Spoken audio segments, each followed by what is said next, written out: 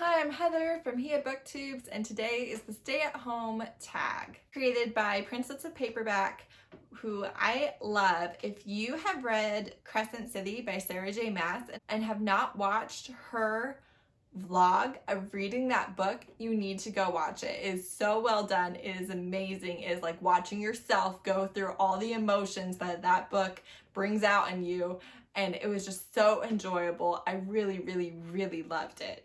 I'm really excited that she made this tag. I've watched a few different people do it. I really love it. Number one, Laying in Bed, a book that you could or did read in one day. I read a lot of books in one day, but the most recent book that I could not put down was The Negotiator by Jessica Gadziala. It's number 7 in the professional series, and I love this series. First of all, the whole thing is on Kindle Unlimited, so it's so easy to binge. But the professionals are a group of fixers. They have an organization, an agency, where you have a problem and they come in and they fix it for you. That can range from a dead body to an international incident. They have a lot of different skills going on. The group is fascinating. I love each and every character. I cannot wait for them all to get their own books. But the 7 that we've had so far, all of them have been amazing. You should definitely read these books in order because you really fall in love with the whole cast of characters. So when it's each one's turn for their love story, you're already rooting for them so hard and you really feel like you know them and understand them. And so when they then get their own romance, that just builds on your appreciation and love of the characters. The Negotiator was exceptional. It's about one of the females in the group. So our hero is new. We've never met him before. He's a Greek crime lord, and it was everything that you could possibly want. The first book, The Fixer, is fantastic. It's the head of the agency, the boss, falling in love, and almost always they're falling in love with a client. So that's always a fun twist. Each one is very unique, very different set of circumstances. Definitely a lot of suspense elements in these books, and there are trigger warnings, but I adore them. Next is Snacking, which is a guilty pleasure book. First of all, I'm not even going to attempt to tell titles, but these are books that I love that are maybe problematic, or maybe something that I'm not exactly down with, or maybe the book itself is just not that good. Like, you're not gonna list it as one of the greatest books of all time, and you have to have very specific taste. So I'm talking some dark romance, maybe some discipline issues, maybe just some weird dynamics, but there's so many of these that I just find myself in the mood for and I reach for them, and they're almost never great, right? They're not great, but there's something different, and they kind of just keep me from going and reading slums. I do basically read romance all of the time, so going into different genres and different lengths and kind of where the focus isn't always to be the same thing. Some books, they're really trying to be great, and some just aren't. They're trash, and that's why you love them, and that's kind of my guilty pleasure. Next is Netflix, a series you want to start. I have a lot of series that I want to start, but arguably I haven't started them yet, so I don't know if they're any good, and a lot of them I end up DNFing that very first book. But for this one, I'm going to go with Team Zero. The first book is Lured by Rina. I read Deviant King and that entire series by her, and she writes some fascinating sociopaths as love interests. Like, legitimately. They are dark, they are twisted. Basically, what it comes down to is if you cross them or somebody that they love, let's say you cut them in the lunch line, they just don't see anything wrong with killing you or maiming you or beating you for that slight. Like, things are not equal. Like, they can do anything to you because they just don't care. And it's really fascinating. And this one I know is about a sociopath, and I think it's all adult. So the books that I've already read take place in high school, although they're definitely adult levels, not appropriate. They're not young adult at all. However, it was a high school bully romance. This one is not high school, I believe. And I know it's about a sociopath, and I just really, really want to read it. So I'm very excited to get started on it. Next is Deep Clean, a book that has been on your TBR for ages. I typically declutter my TBR lists. So if there's a book that I just haven't reached for a very long time, I just get rid of it. Like, I don't need that guilt. I don't need that. My reading tastes change. Sometimes I maybe, heard some not so good reviews and I was a little turned off about it. I just let those books go. And then if eventually I find myself wanting to read it again from seeing it on Goodreads or BookTube or Bookstagram or whatever, I just put it back on. It's really simple. So there's not a whole lot of books that have been on there for forever. One is on there because it's taken 1 million years for it to come out. It's supposed to come out in October now. And I really, really, really, really hope that is true. It is not a romance book. It is a YA series, and it is The Queen's Thief. Specifically, book number 6, the final book of the series, Return of the Thief by Megan Whalen Turner. These books are fascinating. I love these books so much, and for the love of God, do not DNF the first book. I almost DNF'd the first book, and I would have been missing out on one of the greatest series of my life. The only reason why I read it, I remember specifically, I was on a road trip. I was a child. I did not have the phone. I did not have an internet access.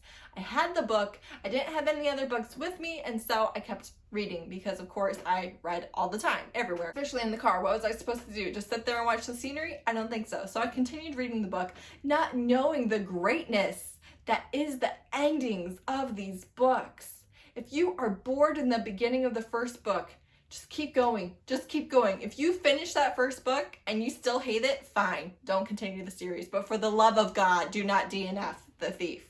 So basically what it is you have the story going along, and then at the end you get everything explained to you from a character's point of view. It's usually from a different character's point of view every book, although you definitely have a couple people who are kind of your main players who are the geniuses. I loved it so much. First of all, when I read it, I had no idea that what I was reading wasn't just everything as it seemed. I didn't even know the name of the series. I knew nothing about it except that my sister told me, hey, you need to read this book. I love it so much. There's amazing twists and turns in the explanation at the end of every single book. It is just fascinating. It's kind of based on Greece and Rome and their mythology and their rulers, and it's just amazing. So clever, so good.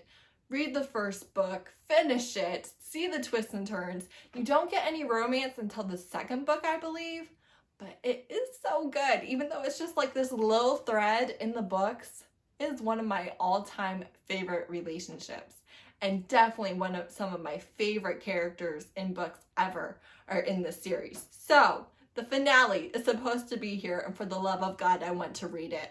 I am 29. I read this book as a child, and this series is still not finished. I need it. I've been waiting like 20 years. 20 years! So, yeah, that would be that one. That's my most OG one. That's the one that's been on my TBR the longest. I will be reading it the day it comes out. Hopefully, pray to God, it's this year. For books that are already out, I realize that was a tangent, I don't care. For books that are already out, Warbreaker by Brandon Sanderson has been on my list for forever. Now, I will be perfectly honest with you. In March, I did attempt to read this, and I did DNF it. However, I know that's a crime. I know it's wrong, but I just wasn't feeling it. I wasn't in the mood, and I didn't want to force myself because I have high expectations for this book. I've heard nothing but amazingness about Brandon Sanderson. So I know that Warbreaker is supposed to have the most romance in it, and so I wanted to have that be my starting point. I've also heard that it's a good place to get into his entire Mistborn universe, and so yeah, I DNF'd it, but I have every intention of picking it back up, which is not normal for my DNFs. Most of the time, I just write them off. But I have every intention of picking it back up. I really want to read the whole thing. I want to find out if I love it. and that's kind of the one that I need to tackle. Next is Animal Crossing, a book that you recently bought because of the hype. I really don't buy books almost ever. I read on Kindle Unlimited and I read through my library. But Katee Roberts, she's most well known on BookTube for the Villain series, the first of which is Desperate Measures. It's Disney retellings. The first one is Jafar and Jasmine. They're very smutty. But she recently wrote Your Dad Will Do, and BookTube has been going crazy about it. A lot of people read it for Smuttathon, and I want to read it. So I bought it. And I'm gonna read it because her books aren't on Kindle Unlimited and they're definitely not gonna show up at my library. So I did buy it. That's the one. That's the thing that got to me. There you go. Next is Productivity, a book you learned or had a profound impact on you. For me, this has to be The Life-Changing Magic of Tidying Up, The Japanese Art of Decluttering and Organizing by Marie Kondo. Most people know the Spark Joy tagline, right? You keep something if it sparks joy, you get rid of it if it doesn't. There's a lot of memes, there's a lot of jokes, there's a lot of people who kind of heard a paragraph summary and kind of did the method on their own. Have you ever seen somebody read a synopsis and think they know everything that there is in a book that you loved, and you're like, you don't know the story, you need to read the book? That's what I feel about this book. There are so many people who think they know what it is without reading it, but it's reading it that is the real magic. It's the thing that will change your mindset and allow you to declutter and get rid of things that you've been holding on to for years. And let me tell you, you want to know how I read as a mom? It's because I get rid of stuff. Children and people in general accumulate stuff like you would not believe. And it is impossible to keep hundreds of things picked up all the time. It's impossible. But if you get rid of a bunch of stuff, it's so much easier to have a clean, tidy house. Not that my house is tidy all the time. Not even a little bit. People that know me in real life would probably laugh hysterically at that.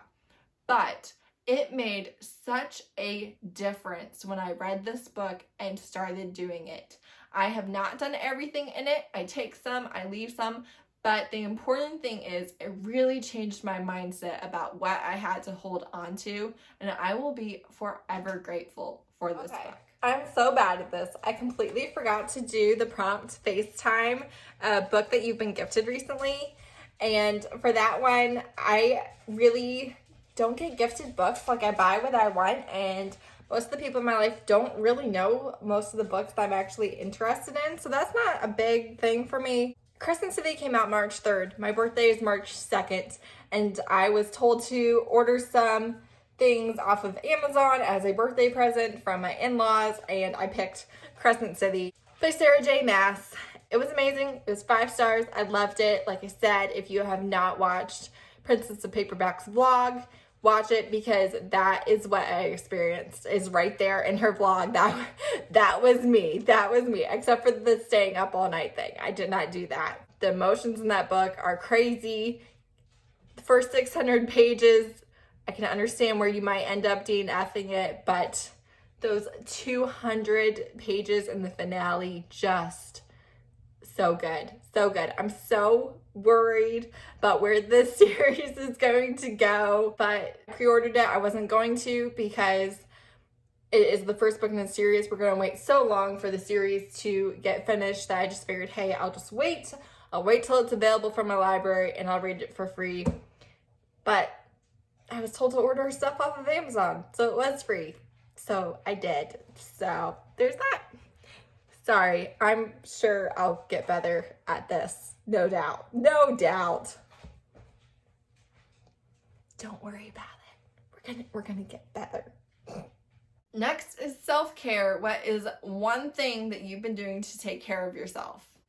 I'm not going to say just one thing. I started BookTube. That's been a great outlet while I've been stuck in the house. I ordered a really nice set of colored pencils because I enjoy adult coloring, and it is a completely different side of your brain, and it just helps to relax me. I called my sister. I went outside. and I allowed myself to cry. I had a few breakdowns. I just let myself get it out, and I have been so much better for it. On top of all of that, I've cleaned a lot, because when you're in a messy environment, it just stresses you out. So I've cleaned, I've tried to keep the house tidy. We've had some projects going on. Those days were rough just because it felt so claustrophobic, because it was like we were doing all this work and everything wasn't done yet. But cleaning, crying, calling, those are probably the best things. And bonus, name a book that you can't wait for it to come out. Dreammaker by Kristen Ashley is coming out, I believe, May 26th. I have it pre-ordered. I know I don't normally buy books. I made an exception. I have it pre-ordered. First of all, Kristen Ashley is my favorite author of all time, period, end of story. She writes the best romance novels. It's about strippers, which I'm excited about because the strip club has featured pretty heavily in a couple of her different series, one being the Rock Chick series and the other being the Dream Man series. We're getting characters that are spin-offs from Dream Man and from her novella, which is Dream 0.5 or something like that. And I think we're going to get to see a bunch of characters from Rock Chick also. I'm really excited about this. Main character in this book is extremely smart and is using stripping to put herself through college.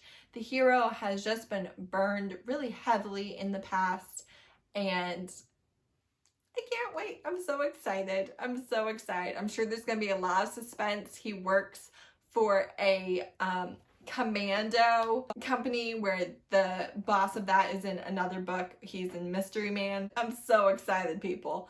And it's this month and I cannot wait. I've been rereading several of Kristen Ashley's books in preparation for it. I'm just really excited. So that was it. That was the stay-at-home tag. Thank you so much to Madison from Princess of Paperback for making this tag, and I really enjoyed it. Hope you did too. I'd love to see your version if you made this video or want to just tell me your answers in the comments. I would love that. Let me know also if you've read and loved any of these books. So thank you. Bye.